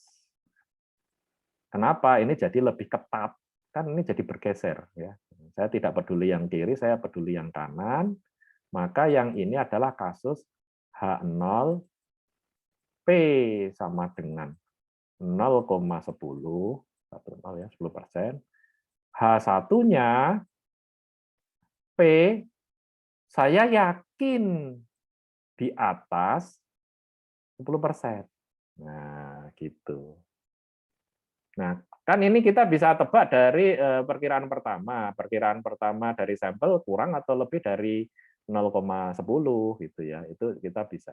Nanti saya jelaskan kasus yang bisa beda lagi, yaitu one sided di mana batasnya mau saya taruh di kiri semua. Yaitu kok ternyata sampel saya kurang dari 10%. Kalau gitu supaya saya lebih ketat mengujinya, saya mempunyai H0 P sama dengan 0,10, H1-nya P kurang dari 0,10. Ya. Nah, kasus mana yang akan kita pakai, H0 dan H1-nya, tergantung kasus dan keyakinan kita. Ya. Jadi kasus tergantung kasus keyakinan kita. Ya. Contohnya begini, seseorang itu dituduh bersalah, maka H0-nya dia tidak bersalah. Kenapa? Karena kalau dia dituduh bersalah, dia dihukum mati. Itu kan resikonya gede banget. Atau dia dihukum penjara 20 tahun, itu kan resikonya gede banget itu. Maka secara keadilan, dia diasumsikan tidak bersalah. Sampai ada bukti-bukti kuat dia bersalah. Sehingga layak mendapat hukuman yang keras itu. Ya. Sering terjadi orang yang salah tangkap ya, setelah bertahun-tahun ternyata bukan dia yang salah tapi orang lain lagi gitu kan ya. Nah itu jangan sampai terjadi, sehingga di dalam hukum itu adalah lebih baik membebaskan orang yang bersalah karena tidak terbukti daripada menghukum orang yang sebenarnya tidak bersalah ya. Jadi lebih hati-hati. Maka defaultnya di dalam hukum adalah seseorang sebelum terbukti bersalah dia statusnya adalah innocent. Tapi kalau sudah terbukti bersalah, ya, dengan bukti-bukti yang sangat kuat ya, sehingga bisa melewati suatu threshold ini ya, melewati suatu threshold itu. Ada saksinya, ada ininya, ada DNA-nya, wah macam-macam gitu kan ya. Maka dia masuk ke penjara, maka H0-nya dia harus ditahan sampai terbukti dia sudah boleh bebas. Nah, gitu ya. H0-nya dibalik kalau sudah masuk penjara. Seperti tadi yang sudah sakit kan, keluar dari rumah sakit itu H0-nya dia masih sakit sampai dia terbukti tidak sakit. Jadi sampai terbukti seseorang itu sudah kapok gitu ya. Jangan sampai keluar dari penjara dia jahat lagi gitu kan ya. Ya, mudah-mudahan Anda menangkap idenya. Jadi di sini P lebih besar dari 10, itu konsekuensinya adalah ketika nanti Anda menguji, maka seluruh alfanya ditaruh di sebelah kanan. Ya. Oke, ya. Saya lanjut dulu, nanti jadi lebih paham. Nah, kenapa kadang alfa itu ya yang diarsir itu kadang di dua sisi, kadang di sisi salah satu sisi saja, itu ada kaitannya dengan tipe error. Jadi begini, kita itu menduga dengan selang, kita itu tidak pernah tahu yang sesungguhnya di populasi. Bisa saja selang saya itu salah, kan begitu ya. Jadi bisa saja selang saya salah. Maka ada tipe 1 error dan ada tipe 2 error. Kejadiannya bagaimana? Nah, seperti ini ya. Tipe 1 error. Ya, tipe 1 error. H0 itu sebenarnya benar, tapi entah kenapa waktu ngambil sampel, dia itu keluar dari daerah yang diharapkan 95% confidence. Saya gambarkan ya. Jadi gini nih. Ini sebenarnya memang sesuatu itu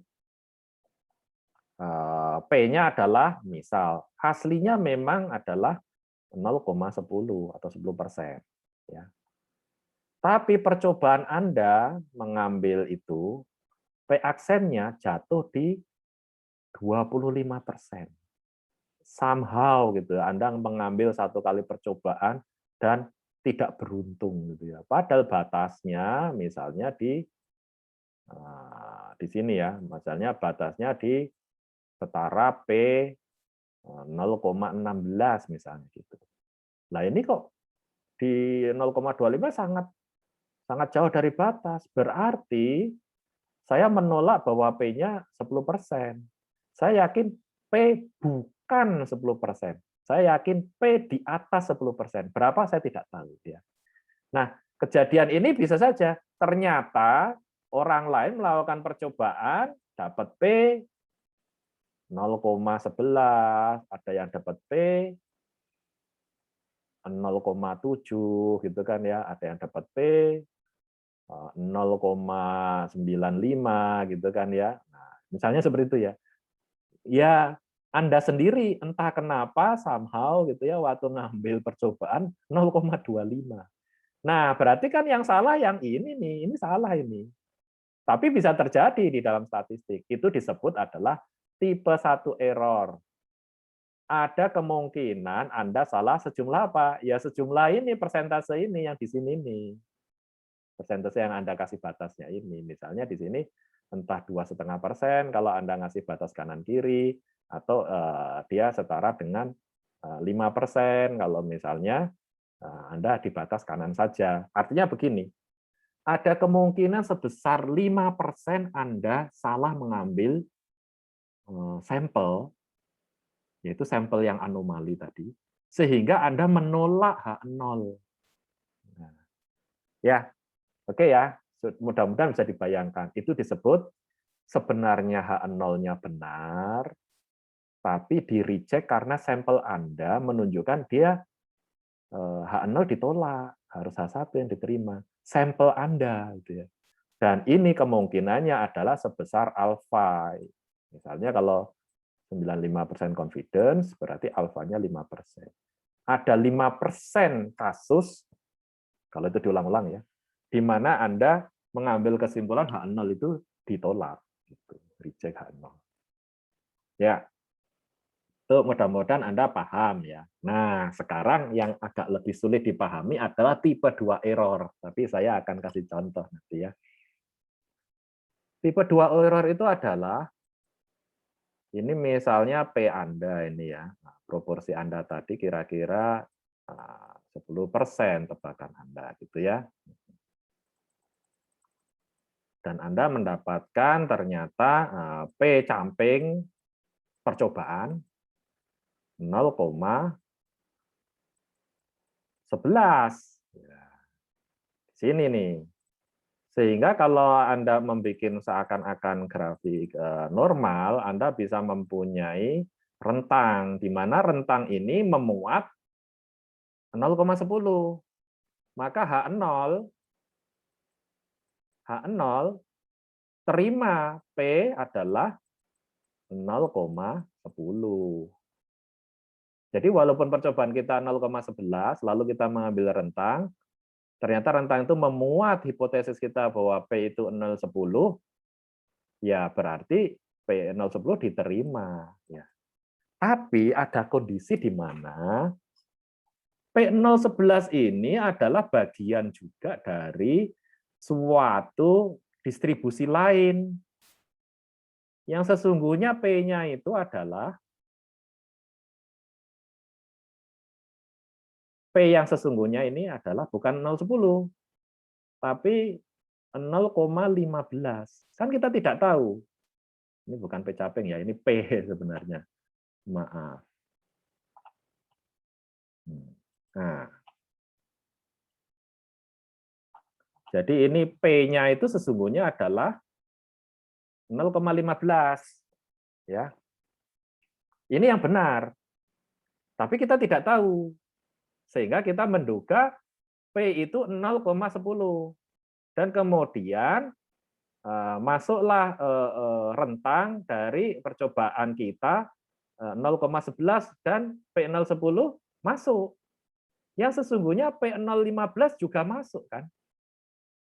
P015 itu juga masuk di dalam rentang ini sebenarnya juga benar gitu kan ya. Si apanya ini kalau kita ambil 95% dari 011 ini memuat baik P015 maupun P10. Tapi kita tidak tahu. Kita tahunya adalah P itu dugaan kita 10%. Padahal yang sesungguhnya 15%. Kan berarti ini salah. P10% itu salah. Tapi dari percobaan kita terima. Dan kita tidak tahu bahwa kita sedang salah. Ya.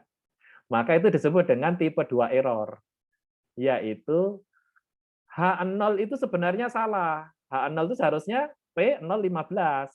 Tapi karena kita tidak tahu, kita asumsikan P10 kan. H0-nya ini salah. Tapi ketika diuji dengan eksperimen, karena dia masuk rentang di sekitar yang 0,11 ini, maka kita terima. Jadi seakan-akan kita menerima 0,10 ini jadi benar, padahal dia salah. Ini yang disebut dengan H0 itu sebenarnya salah, tapi diterima. Ini namanya tipe 2 error. Oke ya. Nah, saya akan kasih ilustrasi bahwa risiko tipe 2 error itu terjadi itu lebih besar. Karena dia nanti akan ada misalnya ini batas ya, batas di sini ya. Nah, tipe 2 error itu begini gedenya itu. Nah, disebut dengan beta ya. Contohnya begini, teman saya dulu penyelundup bawang putih, ini serius nih. Dia cerita mau tobat gitu kan ya. Maka dia kemudian mengimpor komputer tahun 90-an itu ya dari Malaysia. Dia ke Malaysia, kemudian ngecek. Dia mengambil beberapa sampel, dia jalankan bagus. Lalu dia impor ke Jakarta, dan ternyata sekitar separuh ya 50% dari komputer yang dia CPU ya waktu itu di impor itu sebenarnya rusak. Nah, kok bisa yang rusak banyak? Ya, dia mengalami yang disebut dengan tipe 2 error. Ketika dia mengambil sampel, sampel yang keambil itu yang bagus-bagus. Lalu dia borong kan, ternyata banyak yang jelek. Nah, ini kalau pedagang yang jahat seperti itu, suka kentang yang busuk taruh bawah, yang bagus taruh atas. Sehingga ketika diambil sampel, karena tidak random, kesalahannya tidak random, kurang random ya.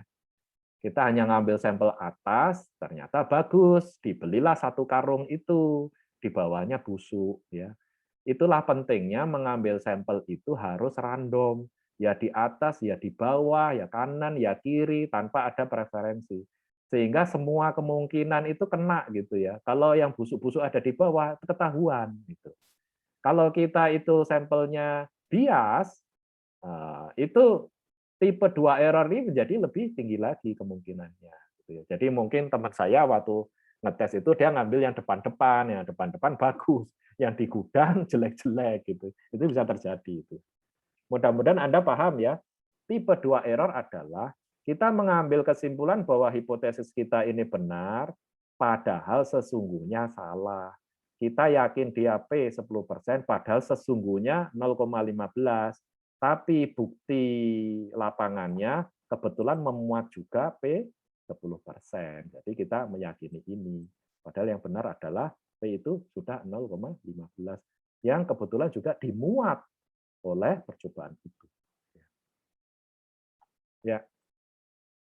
Yang penting Anda sudah tahu tipe 2 error dan tipe 1 error. Mari kita lanjut lagi. Saya agak pelan-pelan di sini karena ini konsep yang penting. Ya. Jadi tipe 1 error, Anda itu merasa H0 harus ditolak, padahal seharusnya diterima. Ini H0-nya itu benar 68.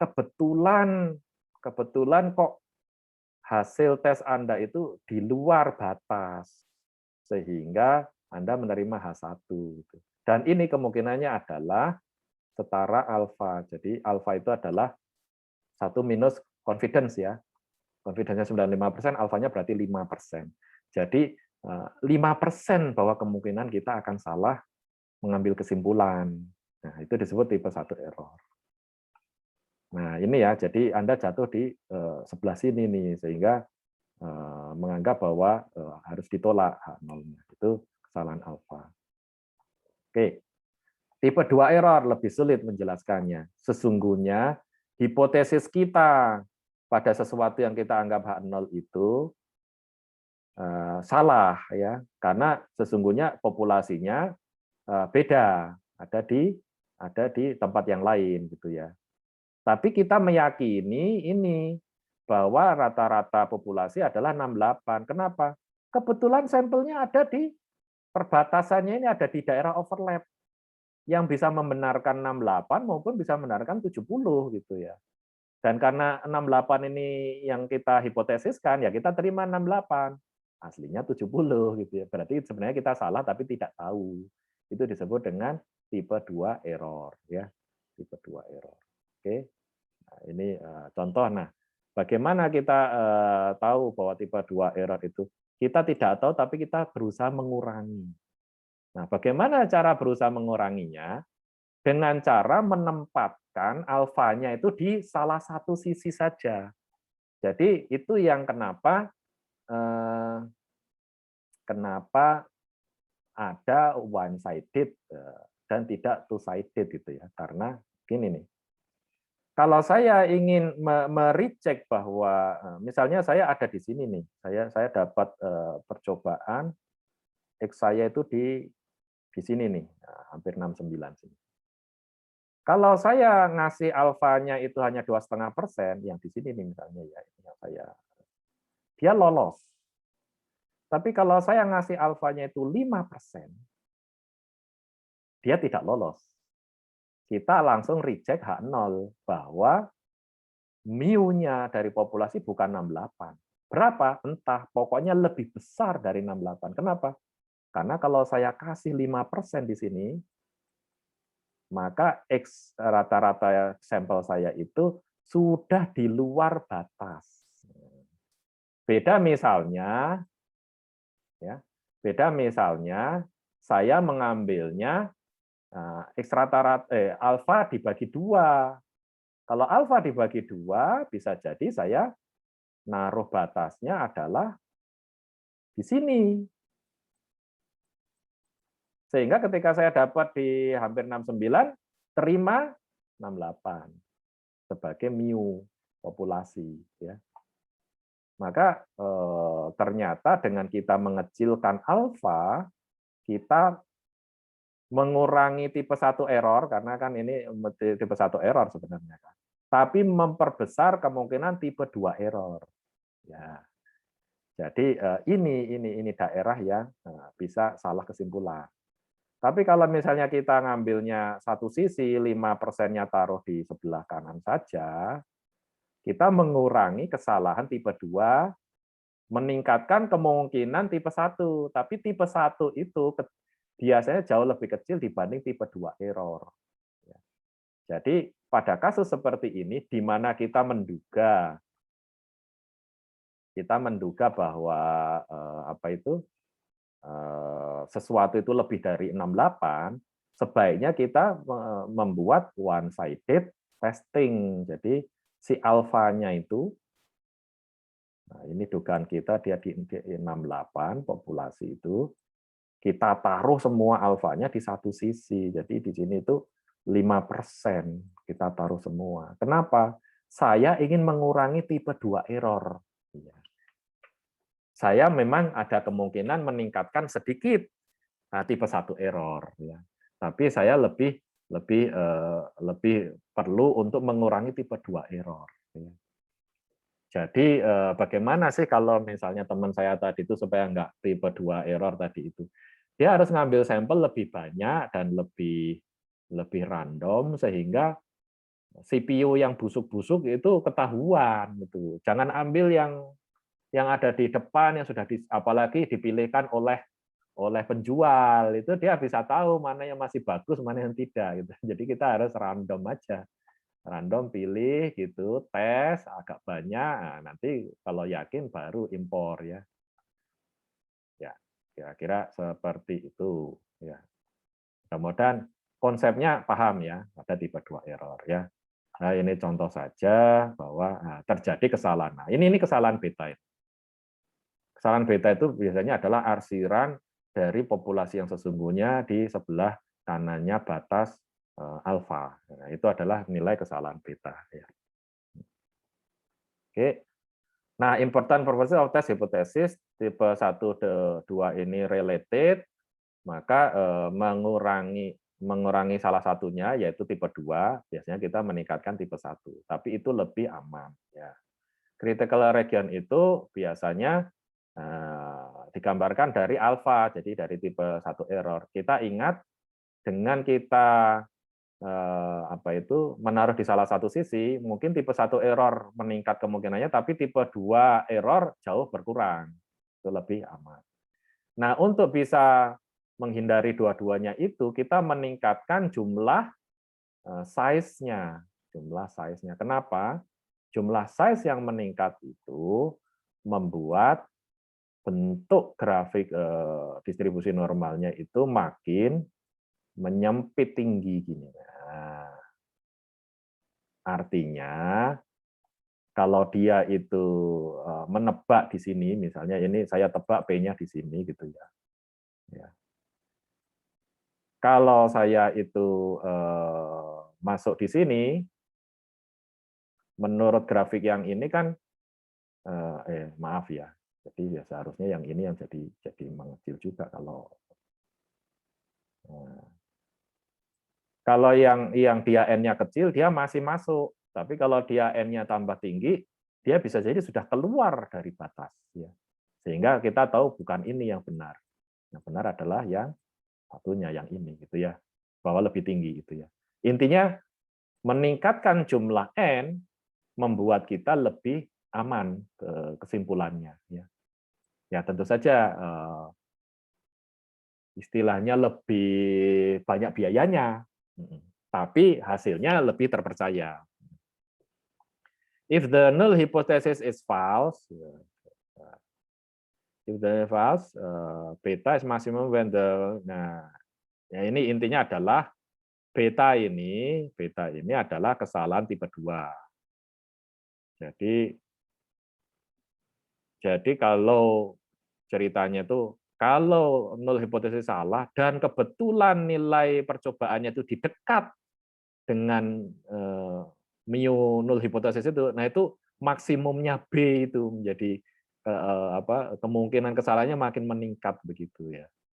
Nah, dan jadi anehnya kalau percobaan kita itu mendekati apa yang kita hipotesiskan, sebenarnya dia itu meningkatkan kemungkinan tipe 2 error. Ya, kalau digambarkan begini nih misalnya ya. Ini kita hipotesisnya di sini nih di 68 tadi. Semakin kita dekat dengan 68, semakin yakin kita terima 68 sebagai yang benar. Padahal tadi kan harusnya 70. Dan kebetulan 70 itu juga masih memuat itu, masih memuat. Lah makin ke sana ya makin besar ini kan kemungkinan errornya gitu kan ya. Kita semakin yakin menerima 68 padahal aslinya 70. Jangan-jangan kalau diulang oleh orang lain jatuhnya di sini, jatuhnya di sini, jatuhnya di sini, jatuhnya di sini yang menunjukkan bahwa 70 gitu. Tapi entah kenapa Anda dapat dekat 68, Anda gembira padahal ini prone to tipe 2 error. Ini maksudnya ini nih. Maka kita akan trade off. Trade off-nya gimana? Yang paling bagus adalah tingkatkan N-nya. Jadi ini nanti jadi begini. Ini jadi istilahnya jadi begini secara hipotesis ya. Jadi kalau misalnya N-nya makin tinggi, kalau sebenarnya 70 ya lebih sering jatuh di sini. Lebih sering jatuh jauh dari 68 tapi lebih dekat ke 70 kalau N-nya besar. Makin N-nya besar, ya makin dekat-dekat dengan angka 70 gitu. Jadi itu pentingnya size dari percobaan. Sampel itu penting jumlahnya. Nah, itu disebut dengan power test. Power test itu adalah 1 minus beta ya nilainya ya. Ini jarang diujikan. Kita hanya paham saja bahwa ada istilah namanya power test untuk rejecting H0 gitu ya. Nah, jadi setelah dijelaskan tadi menjadi mudah memahami kenapa ada one and two tail test ya. selain dari kita itu memang kasusnya ya, kan kemarin tuh kasusnya ada yang dia ditolerir atas bawah ya, lalu dia ditolerir bawah saja, lalu ditolerir atas saja, itu kan menjadikan one test side set atau two sided test gitu kan, atau two tail test gitu ya. Jadi itu seperti itu. Nah, ternyata itu juga ada kaitannya dengan menghindari tipe 2 error ya. Jadi kalau kita tahu bahwa hipotesis kita itu ekspektasinya lebih tinggi dari sesuatu, dari H0-nya, maka tesnya itu pasti one-sided test. Ya.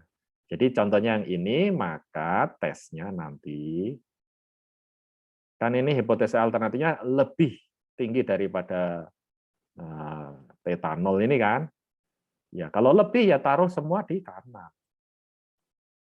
Artinya apa? Artinya nilai Z-nya ini bergeser sini, artinya lebih mudah kalau dia memang bukan di situ itu sampelnya jatuh di sebelah kanan dari batas. Ya. Kalau ini berarti yang kiri kan, ya ini one sided di sebelah kiri. Nah yang ini adalah yang standar, yang basic lah istilahnya. Itu two-sided. Kenapa? Banyak kasus dia pengennya toleransi limitnya itu di kanan kiri. Ya. Kalau Anda ingin memotong, membuat batang, ya 100 cm plus minus 1 mili gitu kan ya. Nah, saya tidak ingin terlalu pendek, tidak ingin terlalu panjang juga. Nah, itu kasus yang nomor 3. Ya. Jadi hipotesis Anda akan bergantung pada bagaimana kita mendefinisikan masalah. Oke ya, tapi ingat hipotesis nolnya ya tetap kan bahwa kita mempunyai hipotesis bahwa dia itu ada di nilai tertentu, yaitu di sini nilainya, ya di sigma di theta 0 itu. Ya. Oke, ini intuitif, jadi saya yakin Anda bisa memahami. Nah, jadi ini contoh apa ini? But content doesn't exceed. Nah, kalau ini kan batasnya 1,5 gram. Kalau kurang nggak apa-apa, karena kan doesn't exceed. Ya. Jadi kita pengennya kita yakin masih 1,5, tapi akan kita reject jika sampelnya itu lebih dari tertentu, sehingga kita yakin itu di atas 1,5. Kenapa? Di atas 1,5 itu adalah berbahaya, maksudnya tidak kita inginkan. Kurang dari 1,5 nggak apa-apa, maka ya H0, H1-nya seperti ini. Jelas bahwa nanti ketika Anda uji, batasnya itu di sebelah kanan. Nah, sebelah kanan. Apa sih yang dimaksud uji? Anda tes nilai rata-rata itu kalau diplot di distribusi Z, yang tengahnya sudah jelas 0 ya, apakah dia melewati angka kritis? Nah, angka kritis ya. Atau sebaliknya, kalau di dalam bentuk X, kita tahu Z-nya dijadiin X maksimumnya dulu dari suatu rentang, misalnya di sini 1,5 ya, 1,5, saya ingin batas yang atas saja, maka dari 1,5 ini, maksimum saya itu toleran sampelnya itu sampai berapa? 1, berapa di sini, 1,7 atau 1, saya tidak tahu.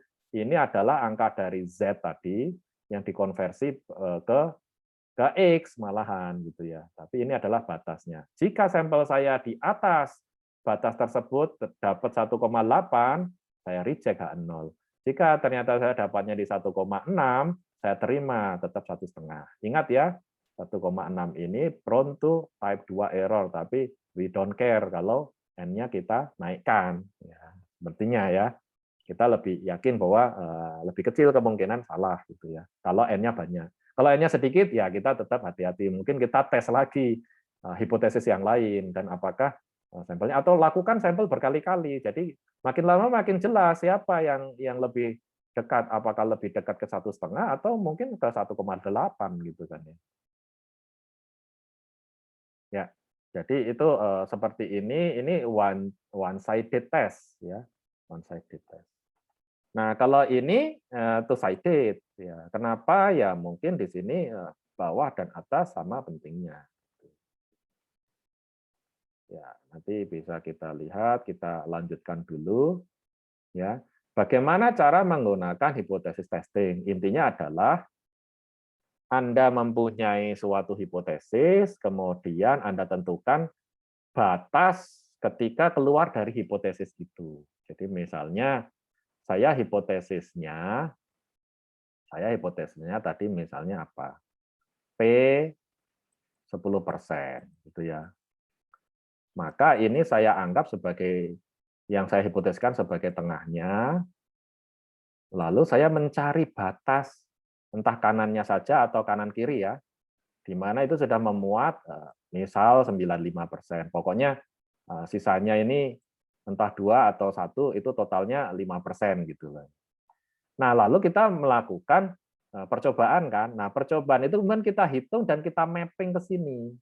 Apakah dia di kanannya si batas atau di kirinya si batas? Kalau di kirinya masih masuk ke yang bagian tidak diarsir ini, berarti dia membenarkan bahwa P-nya masih 10%. Tapi kalau dia jatuh di luarnya si batas ini, sudah cukup bukti yang sangat signifikan, kecil kemungkinannya hanya 5% akan mendapatkan di sini, kok ternyata muncul, ya berarti sudah bukan 10%.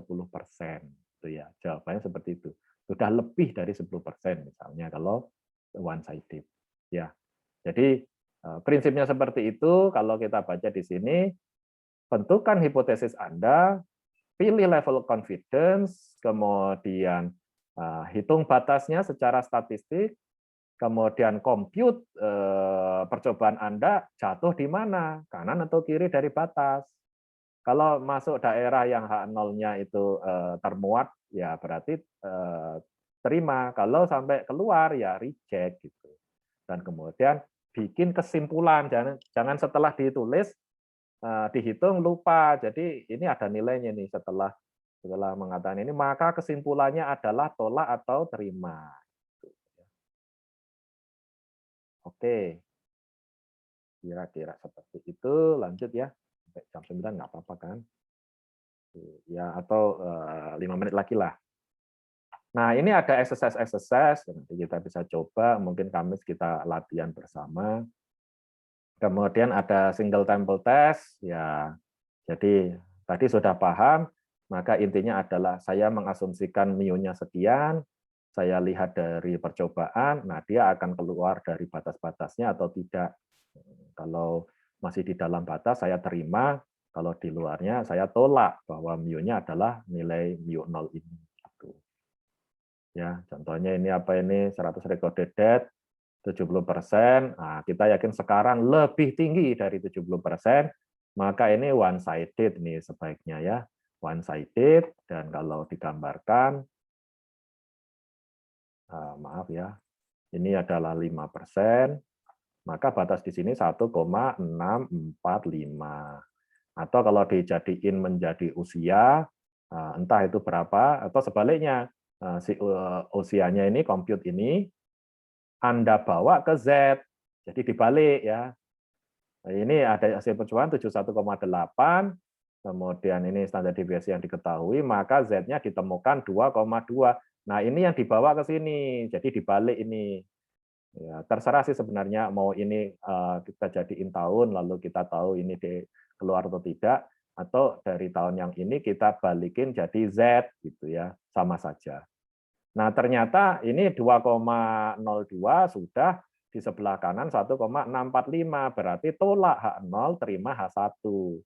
Artinya bahwa usia kita yakini sudah lebih dari 70 tahun. Ya, ini berarti harus ada kesimpulan decision gitu kan ya. Lifespan today is greater than 70 years. Berapa? Tidak tahu. Tapi saya yakin di atas 70 tahun. Jadi yang kita yakini kan sebenarnya ini nih, 70 tahun. Alternatifnya di atas 70 tahun. Tidak pernah tahu berapa. Saya hanya ingin membuktikan bahwa 70 tahun ditolak gitu ya. Itu namanya uji hipotesis. Tujuannya hanya ingin membuktikan. Ya. Bagaimana pengen tahu nilai yang sesungguhnya? Lakukan percobaan berkali-kali, nanti Anda bisa membuat estimasi interval untuk usia yang sesungguhnya. Kalau ini kan uji hipotesis, jadi yang diuji hipotesis. Bukan untuk tahu berapa rata-ratanya. Untuk tahu berapa rata-ratanya, lakukan percobaan beberapa kali, makin N-nya banyak, makin bagus. Ya. Nah, lalu bikinlah estimasi selang. Ya, itu pelajaran yang tadi, yang sebelumnya. Oke, ya. Ini juga kalau ini dia membuat phasing line, ya, di mana batas-batasnya ada. Nah, ini pakai dua arah kanan kiri gitu ya. Karena dia itu pengen 9 berapa persen. Alfa 0,01 berarti ini 99% confidence ini. Maka ini kalau dibagi dua kanan kiri, nanti batasnya adalah Z di 0,005 dan Z di 0,995 ya, berapa ya, pokoknya 0,005 dari sebelah kanan gitu ya. Nah, dapatnya angkanya 2 minus 2,5 plus 2,575 ini. Ya, tinggal Anda masukkan batasnya, kemudian dihitung, ternyata dia 7,8. Kalau di sini, kalau di tes hipotesis lebih lazim, angka percobaannya yang diubah menjadi Z, lalu dibandingkan dengan batas. Ya, sama aja sebenarnya. Jadi, wah ini ternyata sudah keluar dari batas kritis, ya sudah. Ini 2,83 sudah keluar dari batas kritis, berarti tolak H0 di sini kan.